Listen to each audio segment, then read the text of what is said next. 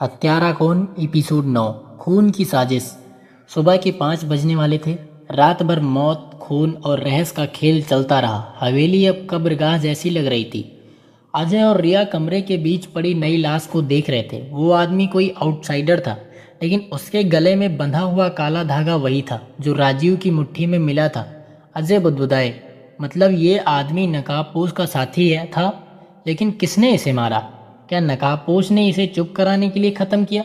रिया ने ठंडी सांस ली। इंस्पेक्टर, ये खेल एक इंसान नहीं चला सकता, इसमें 2 या 3 लोग शामिल हैं। रिया ने उस लाश की जेब टटोली। अंदर से एक मुड़ा तुड़ा कागज निकला। उस पर लिखा था, अनामिका जिंदा है और वो तुम्हारे बिल्कुल करीब है। अजय ने चारों तरफ नज़र डाली। अब हवेली में सिर्फ 3 लोग जिंदा थे, इंस्पेक्टर अजय, रिया और राकेश की अधमरी हालत वाली देह जो अब भी फेंट था। तो सवाल था, अगर अनामिका हमारे बीच है तो क्या वो रिया हो सकती है? अजय ने अचानक रिया को घूरा। रिया, तुम हर बार सही वक्त पर सुराग क्यों ढूंढ लेती हो? हर बार तुम ही कातिल के इशारों को क्यों समझ जाती हो?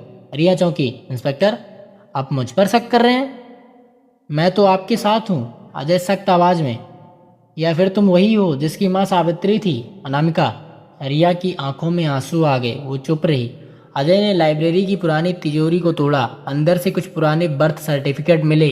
उनमें एक नाम लिखा था, अनामिका सावित्री, मदर सावित्री, फादर ध्रुव वर्मा। अजय ने कागज रिया के सामने रखा। अब सच बोलो, तुम ही अनामिका हो ना, है ना? रिया धीरे से बोली। हाँ इंस्पेक्टर, मैं ही अनामिका हूँ, लेकिन मैं हत्यारी नहीं हूँ।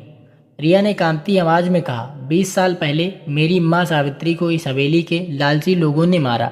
मैं उसी दिन से छुप छुप कर जी रही थी, लेकिन मैंने किसी की हत्या नहीं की। अजय ने पूछा, तो फिर विक्रम, गुरुदत्त, हरी, सुनीता और राजीव की मौत किसने की?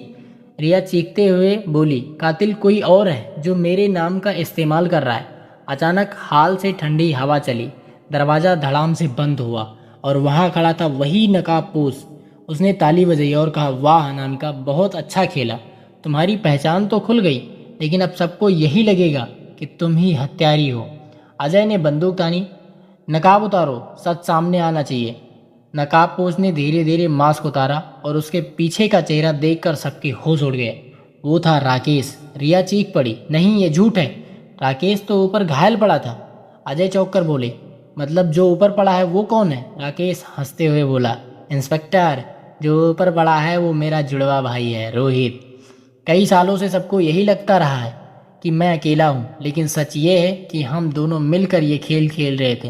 रिया कांपते हुए बोली, तो विक्रम, गुरुदत्त, हरी और सबकी मौत? राकेश, हाँ, सब हमारी प्लानिंग थी और तुम्हें फंसाने के लिए हम अनामिका का नाम इस्तेमाल कर रहे थे। राकेश ने चाकू उठाया और रिया की तरफ बढ़ा। अब सबूत मिटाने का वक्त आ गया है, पहले अनामिका फिर इंस्पेक्टर।